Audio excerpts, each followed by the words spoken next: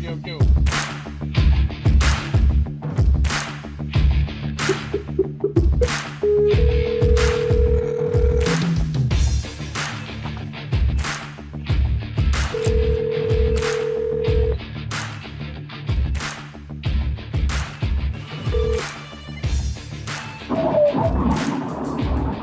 Floors. Hey, Dave, you don't see what you do. I mean, there's some companies that do that, but not the caliber that you do it. You know? Well, the thing of it is what happens is that becomes from passion. Some of the questions I was reading, and I don't have them, is like, what motivates you? And I can tell the biggest thing is motivation is temporary. My dad used to do sales training all over the world in the country. He was a national speaker for NADA before, he was an alcoholic. It kind of was the demise of his life when he had a stroke at 50. And then he started drinking heavily. I mean, it's a long story, but I tried to help my dad, and he was a brilliant man. He's actually a tested genius. And one of the things that he used to always talk about is sharpening every day you have to sharpen your knife, or it's going to end up dull. And what he meant by that is whatever you do, you need to do something every day to learn about something that you didn't know about your business, and you need to also, learn. The minute you stop learning is the minute you're done. You're never, ever, even in sales, he says, I've forgotten more things than most people know. So it's a constant motivation. And then he said, one of the things he used to say when he would speak is, everyone's going to leave here. They're going to go back to their car dealerships. They're going to be pumped for the first couple of days with pride, their stride, pep in their step. They're going to be getting all ready to go. And then the next thing you know, the next day, and the next day, and the next day, and then they're right back into their old habits again. So without discipline and without motivation, constantly exercising your mind and learning something new about your business every day, then the motivation only becomes temporary and everybody falls back into their comfort zone. And I find myself at fault at that at times as well. But, one thing that motivates me the most is fear of failure. So I can't fail. I got kids going into college. When I lost my job and I started my own business, I had nothing. And I don't know how I paid. I never missed a bill. I was never late on my mortgage. I never didn't have food on my table. I can tell you the day I got laid off in the car business, the next day I called a guy, and the next day I was pouring concrete with someone. And it's just because I have multiple abilities to do different things, and I just wasn't going to settle for sitting around on unemployment for a year and doing nothing. Yeah, right. So, really. How to teach people? You can't teach somebody motivation because you can motivate someone and get them all pumped up, and within days they're back to their old comfort zone. Everybody tends to fall back in their comfort zone. That's so true. And the only way to keep that going is I have reminders in my phone just the same way I do for medication. I have a reminder that says, hit your knees. And I don't tell a lot of people that because I'm not a preacher and I'm not going to tell anybody what to believe in, but I believe that Christ is my Savior. And I hit my knees and I pray. And I thank him for the things that he's given me. I tend to sometimes think that I'm a failure, yet I look around and I'm looking at it in tunnel vision, and I'm not looking at the big picture of what I actually have compared to what I didn't have when I was a kid, or 6 months ago, or 5 years ago. As long as you're in a positive, consistent motion, is to say to yourself every day, I'm going to do something positive. And that's one of the things that I found I used to do all the time. And I kind of got away from that but it was a habit of mine for a very long time, was I would try to do something for somebody else in a day without getting caught. Meaning, you see an elderly person that's behind you and they got a cup of coffee, and right. You tell the customer, hey, I'm buying that person's coffee, and please don't say anything think I'm going to get out of here. And I've run out of stores, and it sounds something so little, but it's a positive thing that you're doing, and the reward of not getting caught is better than the reward of somebody patting you on the back. You don't need to, because then that negates everything you just did. You want to make someone feel good and be like, and believe in humankind, and so that they go out and do something nice. When someone says, I can't believe you did that for me, what do I owe you? And I say, go do something nice for somebody else. Yeah, you don't look for a reward. Mm-hmm. Yeah, and I can tell you that I'm also going to say that I've done a lot of things for a lot of these workers that work for me, and I've been fucking burnt. I tried to help junkies, and it's not work. I mean, heroin anymore is just an epidemic, and you when they go back on it, they're all bets are off. They'll steal from you.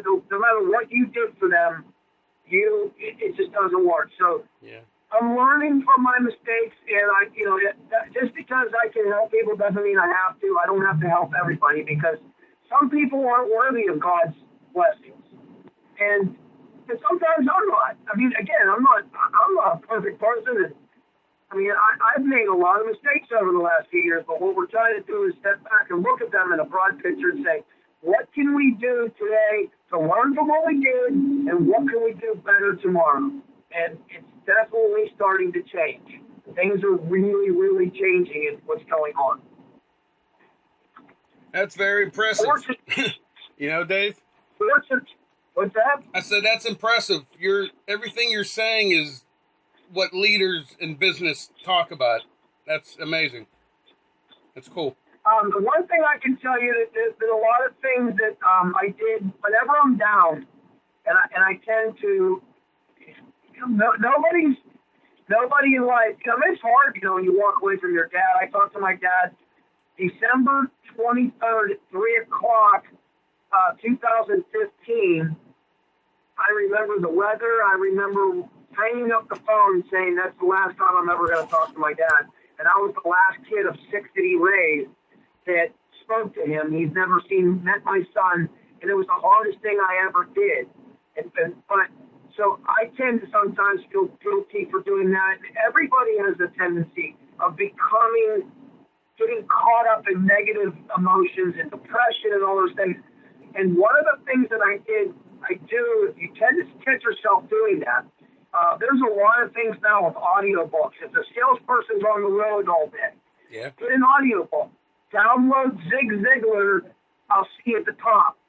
I used to listen to that back in the 80s and the early 90s when I was in sales, and I was a top salesman in the car business. And it sounds funny when you listen to his thing, and it's old school stuff. But, I'd spend, let's say, I don't want to listen to this for 8 hours. I'm driving in the car for 8 hours. I don't want to listen to it. All right, well, don't listen to it for 8 hours. Take 1 hour today and listen to that. And then tomorrow, take an hour and listen to the next hour of the program. And then just take 1 hour or do things in smaller. So, because we tend to sometimes set goals that are too high, and then you're setting yourself up for failure. It's just like the guy that says, I'm going to go to the gym every year, beginning of the year, I'm going to go to the gym 5 days a week.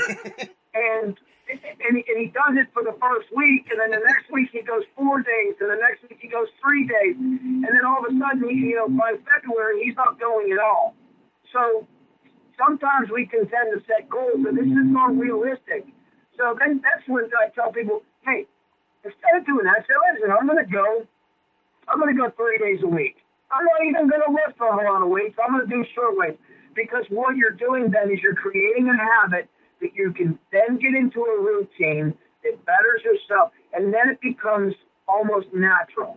Because I know so many people go on diets. Oh, I can't eat that. I'm going to eat lettuce for the next 5 weeks, and their lives are miserable. And what happens? After the 3rd week, they fucking go crazy, and they eat 3 cakes and sausages and cheese and everything. And because they're not setting realistic goals. Right.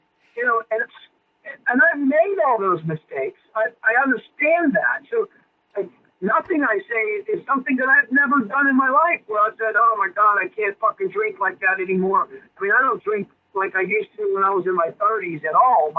my dad in my 20s, my dad taught me in the 20s and early 30s how to be a heavy drinker. I mean, that's what he did. He'd get me hammered and send me down the road from a bar after working for 12 hours. We'd work at the car dealership. I was a lot attendant. He'd get me so drunk I'd have to pull up the side of the road and throw up. He wasn't the greatest role model. And, and I had to learn down the road that I wasn't an alcoholic. I was taught to learn how to drink a lot, a binge drinker. Yeah. Now, I traveled the last 2 days. I've had one glass of wine in the last 2.5 days. I stopped at that dinner. I like a glass of wine I in an Italian restaurant. I had one glass of wine. After that, she said, "You like another one?" And I said, "No, thanks. I'd like another one of water." Because I trained myself to say no after. If my dad goes into a bar, and it doesn't matter if it's 9 o'clock at night or 2 o'clock in the afternoon, he goes in that bar, and he doesn't leave there until he either passed out or fallen out the door. Yeah. And so I go into a bar, and I say, "All right, I'm going to have 3 beers." And I go in, and I have 3 beers. And then someone says, "Hey, can I get you one more drink?" I go, "No, I set myself a limit. That's just the way it is." And that becomes discipline. But I didn't learn that overnight. I learned that by taking it in small steps at a time. And then before you know it, you go to yourself, "Fuck, I don't even want to drink it all of it." Yeah. Fuck that. Yeah. I got too much shit to do tomorrow. I want to feel good because one day you wake up, you feel great. The next day you wake up, you feel even better. It's like when you have that day when you feel hungover and you know in your heart you didn't give it your all that day because you were hungover, you start to feel guilty, and then you say, "What do I got to do to change that?" You go right back into your good habits. We all have good, we all have bad habits. And it's just a process. I don't think there's any magic switch that can teach any of us to be constantly motivated, other than doing small things to make those big things. All of a sudden, they just appear. It starts to happen. Yeah, that's what it is, Dave. Small steps every day to keep you in line. Oh, that's amazing. Yep. Set a big goal, but set a lot of little goals, because those big goals, if you're only setting big goals, you're going to be disappointed down the road, because everybody, it's like the old, I'm ADD on the ass. I mean, like, I'm getting a secretary soon just to help with office things, because I come home off the road with meeting these guys and big ideas, and then I forget, like, oh, I got to send the fucking Verizon bill in. I didn't pay the gas bill, and then I give a notice, "Hey, you're late on the gas bill." Not because I can't pay it, because I've got way too much shit, more important things to do. And my accounts, my credit's great, my accounts, they understand. And I go, "Oh my God, I'm sorry." They're like, "I know, Dave." So a lot of my bills are automatic, but I need a secretary, part-time, somebody to help me organize, because we're about to blow up. And I know it's going to get good. Well, that's awesome. And it didn't happen overnight. So this thing that you have going on, how does this work? Are there going to be students or people on the other line? Well, I post this on my my SoundCloud, and I turn the audio. I'm not going to use this audio. I'm going to transcribe it, if that's okay with you. Yeah. And take the highlights from it, but I won't post anything until I let you listen to it. Yeah. And then it'll be, what I do is I put it on YouTube with a visual background. And this process I've been through, I worked for 50 Bows for 5 years. I became a national trainer for 50 Bows because I turned my zone in Pittsburgh, I turned that location from last place to 5th in the country when I did document management. And they, at one point I became a trainer, and they were flying me down to Aberdeen Woods to speak to the people. And they had this script that they wanted me to do, and it's the typical corporate format about training and how to meet and greet and what's your proper questions to ask somebody. And I can tell you right now, you can take all of those things and you can throw them out the goddamn window, because they're worthless. Because what they are is they are teaching people how to sell something instead of teaching people how to get a customer to want to do business or buy something from you. yeah, Nobody in this business, in any industry, wants to be sold anything. They want to buy something from somebody that they like. And what bridges that gap are things like educating somebody and finding out what are their needs. Before you start to say, well, my product does X, Y, Z, it can give you this, this, and this, but yet you didn't even ask the customer, what are you using the product for? Let's say, for instance, in flooring. I went up there, I said, so you're designing the show, do you have any concept drawings of what you're looking, what your end result is looking for? And they said, yeah, we have this. They showed it to me. I said, okay, looks very impressive. One thing I can tell you is what I'd like to talk to you about is, I know you like this type of floor, this color, but what we don't want to do is distract the customer from, instead of looking at the countertops, to looking at the floor and say, holy shit, this is amazing. Not that we don't want an impactful floor that looks great, looks classy, but we don't want it to outshine what you're selling. And then how much traffic do you get? You know, what type of machinery do you run on top of it? Because I could tell someone until I'm blue in the face, you want to go with this particular epoxy product, and they're going to be using it for every forklift traffic. And I know damn well on a hot day it may laminate some areas, and it's not going to last, it's not going to perform, and in 2-3 years from now the floor's going to look like shit. Now, does that benefit me? Absolutely not. Not if I'm looking for long-term work. So educating somebody and doing more of the way I like to do it is I talk to a customer and I get to know them. When you're sitting inside someone's office, I look at their pictures. I see where they went on vacation. I see if they have kids.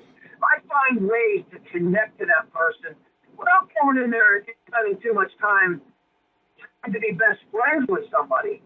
But to relate, I said, oh, I see you guys ski a lot. Yeah, I broke my shoulder snowboarding, and my daughter made it look easy. Next thing I know, I'm going halfway down. I have a AC joint reconstruction. And then we're talking small talk. We talk about our family. So the next thing you know, I mean, this morning I went in there for a 30-minute meeting. I was in there for 3.5 hours, and now the guy wants to take my business and franchise it.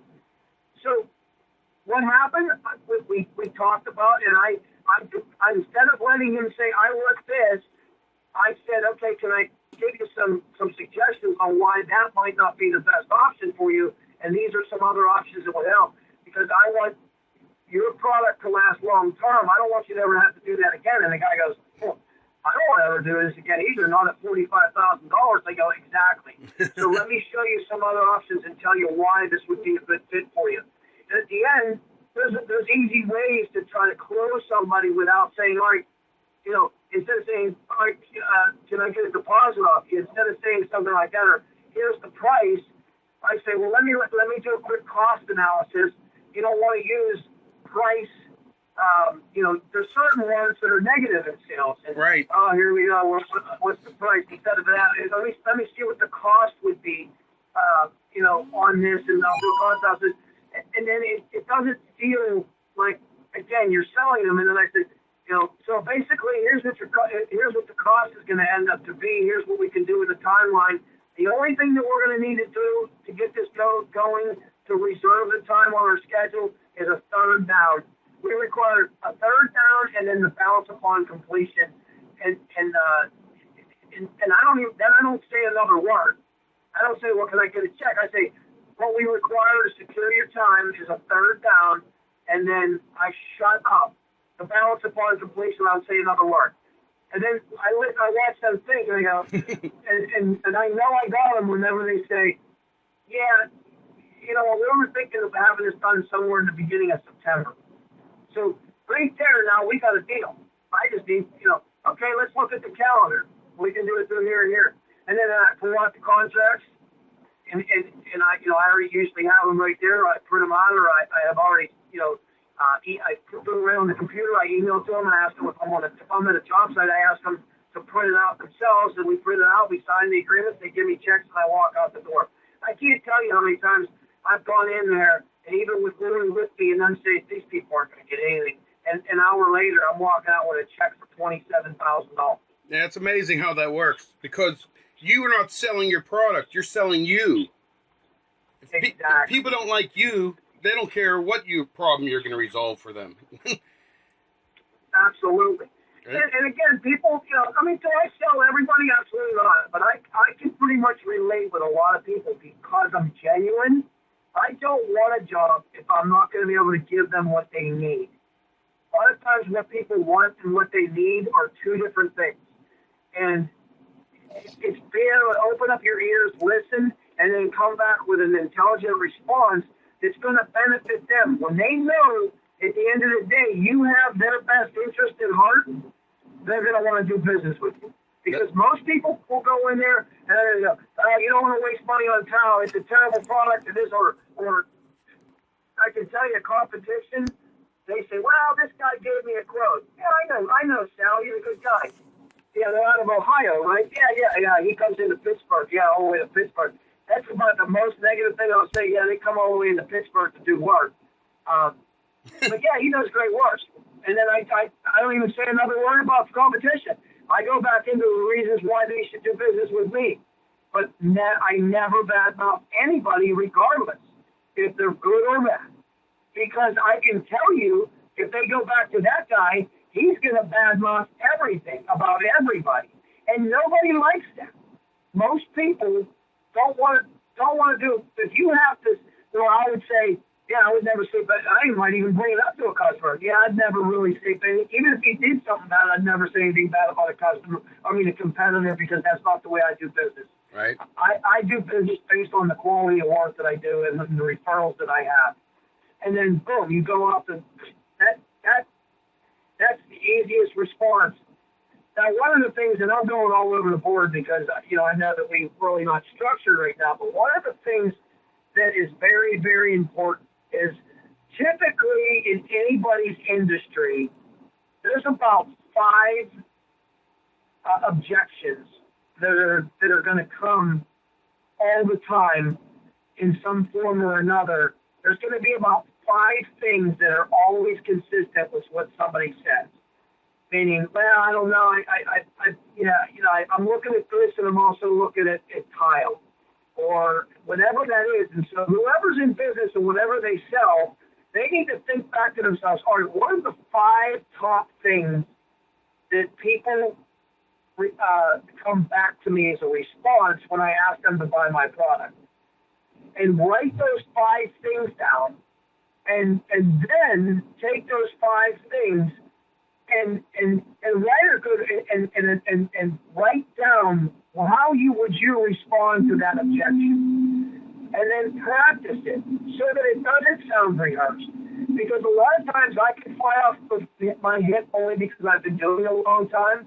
But there's a lot of times that I know I might bring up something so that they say, yeah, I don't know if I want to do it because X, X, and X, because I know how I'm going to respond to that particular question, and I know how to overcome that objection and bring them back into reasons why, again, they should be doing business with me and not doing the ceramic towel route. Right. Cool. So we're going, I know people, a lot of people are doing towel and they're using X color for the grout, and through my experience, I found that, it gets dirty and there's a lot of money associated with cleaning grout lines on a towel. And then the customer will say, well, yeah, I'm glad you brought that up because, we did pick this, the guy got us sold on this color grout and it's a lighter grout. And I said, well, yeah, well, just be aware, you're going to want to clean that. It's a lot to clean, and you're definitely going to want to seal that often. There's a lot of maintenance involved that goes on. Now, with this product, if you go with polished concrete, there's, maybe every couple months you might want to have a company come in and varnish the floor for 25 cents a square foot instead of you worrying about cleaning grout lines. There's a big difference in that, so keep that in mind when you make your final decision. And meanwhile, I didn't even ask somebody, hey, this is why you should buy. I just said, keep that in mind when you're making your final decision. That's just another process that I'm going through to set them up for, wow, this guy already brought up something that in my head I was concerned about. So sometimes what I do is I'll bring up an objection in a certain way to gear them to come back to me so I can respond to an objection I know I'm probably going to get anyway. Right. And that's another great way to food value, food, your credibility, that you understand the other products, know who your competition is, know what their weaknesses are. Don't bash. And I would tell everybody, never ever bash your competition.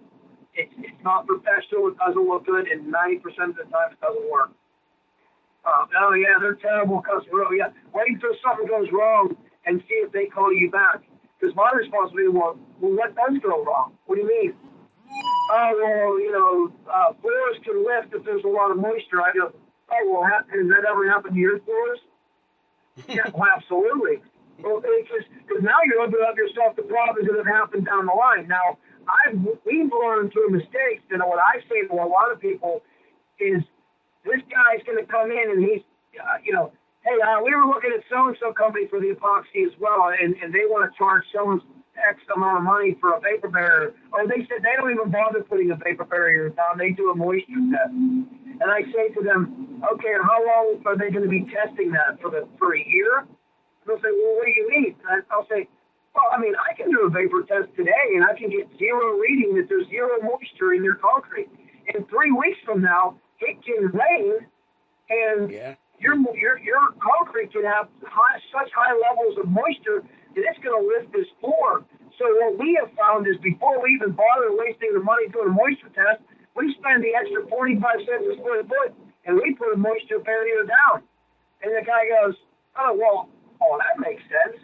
Because I said, otherwise, throughout the year, and I said, don't get me wrong, it has happened. We told the customer that right now we're not getting a moisture reading, but you could go down the road, and it could happen. And he said, I'm okay with that. It's not going to happen. And it happened.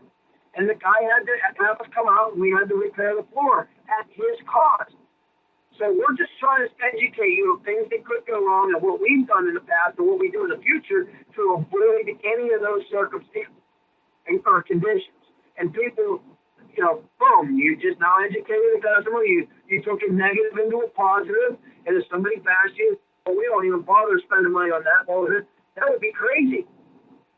Could not to do it that way. And I appreciate your honesty. Yep, absolutely. And then ultimately, there's times, and it happens when you walk in and you don't have a solution for them. But you might not have a solution for them at that particular location. We've gone into a customer and say, I would not put any of these floors down. You have way too many issues going on. You want to pour new concrete. You want to get new concrete in here. You're just throwing good money at bad. And they said, well, nobody's told us that. This one guy's telling me. I go, you can do that, but I'm just telling you, if you're going to go that route, make sure that guy puts it in writing and guarantees 100%. Because I'm telling you right now, within 2 years, you're going to have an issue with this, and I'm not comfortable doing work for you. I don't do business that way. I want to grow long-term relationships. And we've gotten, not that job, but we've gotten work from that person from other locations for that specific reason. And that they've gone and ended up putting new concrete in when we advised them to. And they, at the end of the day, they said, I can't believe how many people we talked to, and not one person brought that up to us. But we've seen it go bad. And that comes from experience. Like, we know, holy fuck, if I do this floor and I do it like this, something's bad gonna happen. It's gonna, I don't want to get that call in 2 years from now. That's the worst.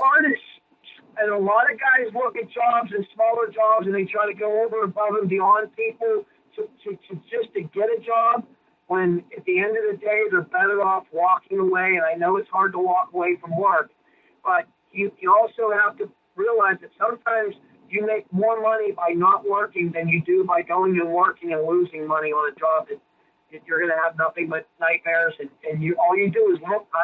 Listen, I've looked busy on Facebook, and I was losing money. And, at some point I had to stop and say, we're doing something wrong, because I'm this busy, I'm bringing this much revenue in, and I'm not making enough money. My margins are terrible. And it's because we were doing things we shouldn't have been doing, and we learned from that. So without, flat out, there's nice ways to tell customers this just isn't a good fit for me. Well, because I can see that there's going to be problems down the road, and you're better off in your business model to do that. Even though sometimes you can get desperate because you just want to get out and be on the floor, and I understand that, but you got to evaluate what